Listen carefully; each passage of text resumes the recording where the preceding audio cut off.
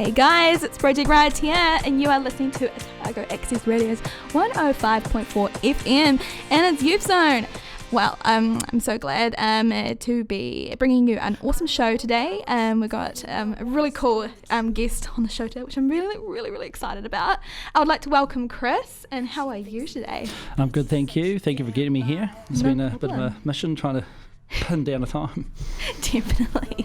No, the life in general is pretty antic, and I know you guys out there are battling some of those pre-exams as well, like the little mock exams and stuff. So I think some of these might have finished, or you might have be about to start it. So good luck, guys. I definitely know the rush with that one. Today we've got a really cool show ahead of you guys. Definitely, so get your recycling hats on, and your knowledge about plastic is about to be contributed to even further. So it's really exciting. Chris, where do you work, and what is your company's vision? Okay, so I work for a Packit packaging company in Dunedin that makes plastic food packaging. So we make packaging that goes into the supermarkets. We do mostly food packaging here or right across New Zealand. We decided to start up this recycling scheme called Recycle It, just because we saw that there was a hole in the recycling stream for number 5 polypropylene, which is what the main type of packaging that we manufacture. So Packit, we're a small Dunedin-run operation. We started in 2000 with the 2 current owners, and subsequently myself and another one I brought in. We have a staff of around 16. We run 24 hours a day. 5 days a week. It's quite a cool wee operation. So 24 hours a day. Yeah. I didn't know that. That's awesome. And so over time, so you said that you've been running since 2000. What did you start off doing in 2000? So Dave and Tony, the original founders of Packit, they started off doing little ice cream punnets it was a local boutique ice cream manufacturer. They subsequently sold that to Air New Zealand international flights back in 2000. So I think it was returning international flights, they'd sell these little ice cream punnets. So how Packit advertised itself was we just engraved our little logo on the bottom, Packit Dunedin. Subsequently, other companies returning from overseas business saw it, liked our packaging, contacted us, and it sort of spread from there. Wow, that was amazing. Yeah. Awesome. And so now, today, I'm present. I know that you guys have got some really interesting thing happening, a sort of trial that's been happening at New World Centre City. Would you be able to explain that further? So we've got Recycle It. So we saw that, as I said before, there was a gap in the recycling stream. I know locally here in Dunedin from my own visits to the council recycling facility in Green Island. So what happens is we collect all our recycling in one big yellow bin, excluding the glass, which is a separate thing. So everything goes into this big yellow bin. Then it subsequently gets picked up, taken to the recycling facility, dumped on the ground, and then it goes through this sort of crude sorting machine with people there picking the parts off the conveyor belt. What's happening is, because the system is quite simple, a lot of the packaging and a lot of the different materials are sort of getting missed, and it goes into a big skip. That skip then ends up going to the landfill. So the council and the councils right across New Zealand are really focusing on, grades 1 and grades 2. So that's your PET bottles, so your pump bottles and your Coke bottles, and also focusing on the milk bottles, HDPE, which is grade 2. That's because it's in great volume, and they're generally clear in plastic, or they're the natural, the milk bottle, opaque if you like.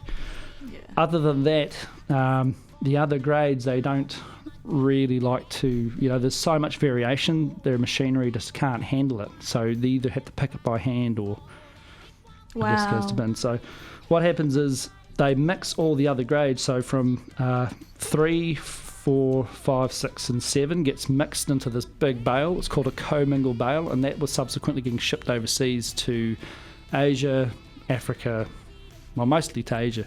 So with the implementation of China's national sword policy, they stopped those imports of all this low-valued material. this leaving New Zealand and many other countries in a bad spot because we had all this mixed plastic that subsequently couldn't be sold. Definitely. So I know that for our young people, you guys might have seen some documentaries like 60 Minutes and all that stuff. So maybe on the internet as well, through like this awesome sort of Facebook page called Re. It's a really interesting thing because they cover a lot of recycling. And there's been quite a few scandals that have kind of come up where people have been. I know in Australia there was a really big one where it happened and it went over to Malaysia. When you saw that, how did that make you feel? It was disgusting, really. Yeah. And to think that, that is ultimately where New Zealand's rubbish was, mixed plastics and any sort of recycling was going as well, okay?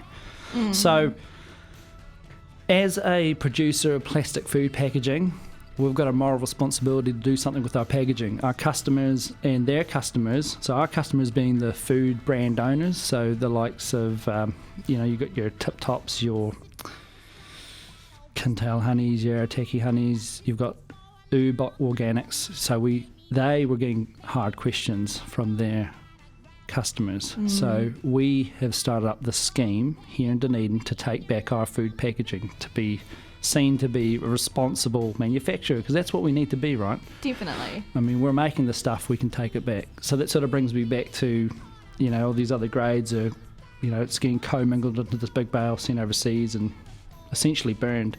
Now we're using this onshore, so we're collecting it and sending it. It's getting processed locally now. Awesome. So you guys, it's getting processed pretty much right over in Kaikorai Valley, which is absolutely amazing. Considering it's really buzzy because it's happening right in our own city, and we tend to forget about that, where we kind of seem to, I guess, sort of think that it's happening over somewhere magical land, and then it suddenly appears in our supermarkets. So it's really awesome to highlight that there's some really cool things happening in Dunedin, even though we don't know it, and now we do, which is awesome. Well, so going back to the recycling, the grade that use recycle, which is grade 5. What type of plastic is that? I've known that it's pretty good quality. It can be used over and over again. Am I correct? Yeah, so polypropylene is how do I explain it? It's just a very versatile grade of plastic. It can be used in clear applications, it can be used in freezer grade applications, it can be blow molded, it can just be put through a whole heap of different processes which some other plastics can't handle. And it's been developed over 30 years of trial and error. So it's like the ultimate form of grades 1 and 2, and now we've got grade 5. Yeah. Interesting, because I know that when I look at a lot of the grade 5 stuff, it's really nice, whereas I compare it to the grade 6. The grade 6 looks quite nasty. And that kind of leads me to the plastic, microplastic. Is all plastic capable of doing that, or are certain ones more,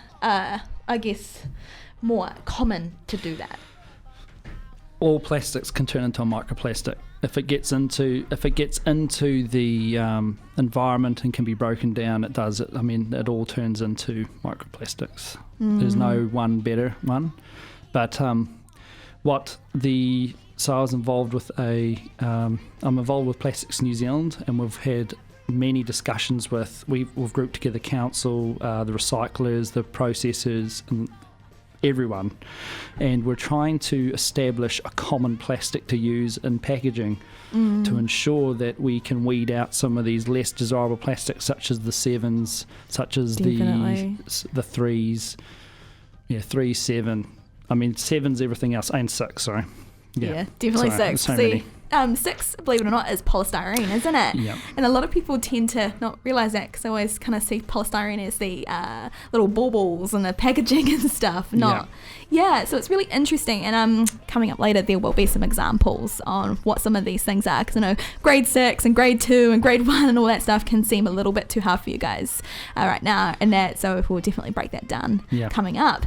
So when it comes to basic basically looking at sort of the media take on our plastic and stuff, a lot of it's kind of shaming towards plastic as well. There is some amazing ways that our plastic has changed society. What's your take on that as a business owner? I mean, okay, so I'm from the plastics industry. I'll always back the product I sell, but when you look at plastic, we can process that over most of the alternatives. So you've got the cardboards, the glass. The carbon footprint of plastic is the lowest right across the board. For us to recycle and reprocess the recycled plastics, the carbon footprint of that is minimal. And I can't remember off the top of my head, but it's a lot less. So I can give you some details later on. But so with the glass, it has to get recycled overseas, so it all gets shipped over to Australia, and with the cardboards it also has to do that. So with the plastic, we can do that right here in New Zealand, in fact right in the city. The carbon footprint of the transport is very low ultimately. Also, plastic has many advantages over the cardboards and the glass, so it's lightweight. Obviously transport's a big cost in this country because we spread right across, a long skinny country, so we can pack our bottles inside each other, so you get thousands per box, whereas if you have your cardboard packaging, your boxes, or if you have your glass packaging, you have far less in the stack. Also, with regards to protecting your food quality and food safety, plastic is the ultimate barrier. I mean, if you've got your jar of honey, or if you've got a jar of yogurt, it can last for a far longer time than if it was in the cardboard. Also, if you drop that, it won't break. Whereas if you had your glass and your glass packaging, yes, it will break. And also glass can't handle some of the temperatures that you have plastic. So, I mean, ultimately, I think it's a far superior product. We just need to handle it better because it's disgusting the way some people treat it. Definitely. It's disgusting how it gets in the environment, and it's just shameful. So this is what we're here trying to do with recycling. Yeah, and it's really cool how you guys definitely as that solution is putting it out and bringing it back. Yeah. It'll be really awesome to see that as in the future, as it actually becomes. I'd love to see it actually go across all of New Zealand, because essentially we could create a system that actually, like you said, by using the same sort of grade of plastic, creating that. Our plastic could come back and be recycled and used more in our own country. We don't have to send it anywhere, which means it won't end up in the ocean as much, because it is put. Yeah, so at least my next question is, do you know a little bit more about the exporting of our plastics? Well, at the moment, what happens is we really have very limited offshore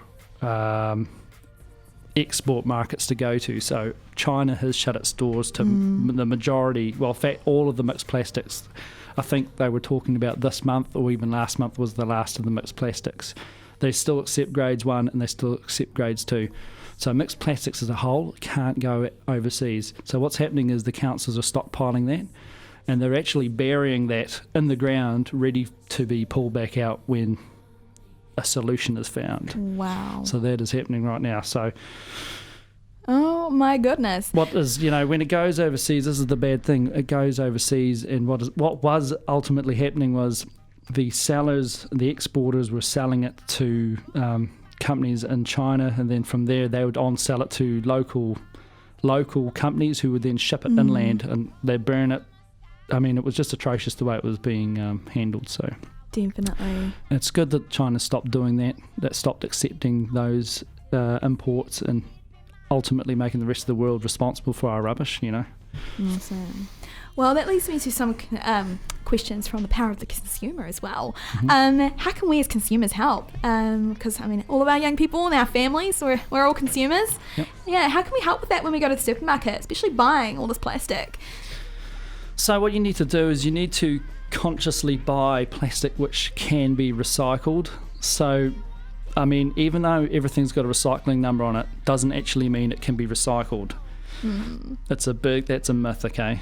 So the consumer needs to go and pick their, you need to stop picking some of the packaging that's overpackaged. So you have your, you get bananas that are wrapped up in multiple layers of cling film, and you've got you do get these Tetra Pak designs which have cardboard mixed with plastic. There's multiple materials. You need to go to a mono packaging material, so it needs to be a singular material rather than having all these different types of materials mixed up as one, because that can't be recycled. That goes to landfill. So that's all for us vegans as well, and our vegetarians and that who drink that soy milk in those cartons. Now the Tetra Paks, by the way. I have a lot of Tetra Paks. I'm really guilty about that. But so that's one thing definitely, because I know that a while back I looked at some videos and stuff. It's paper in the middle, and then there's like foil kind of stuff and unrecyclable. Plastic. They can't recycle it, so it goes to landfill. You think because it's got these things in there that it's okay, but you've got to think about the process of recycling. You're not going to get someone or even some machine to break that down. It's just not feasible. It's not cost effective. So definitely cost effective to dump it, isn't it? So that's what they end up doing. Wow, gosh, lend us some stuff past a few minutes. Wow. So we're gonna have a quick break, guys, and we're gonna come back. We're actually going to do a small, sort of interactive, quiz or something. We might steal Dommy, we might not. And we're gonna do some stuff, and I've got some recycling here. You can kind of hear it, which is exciting. And they've got all the grades on them, so very familiar. So definitely you guys will know. And also there, so I'm really excited about that. Awesome. Cheers, guys. We'll see you soon.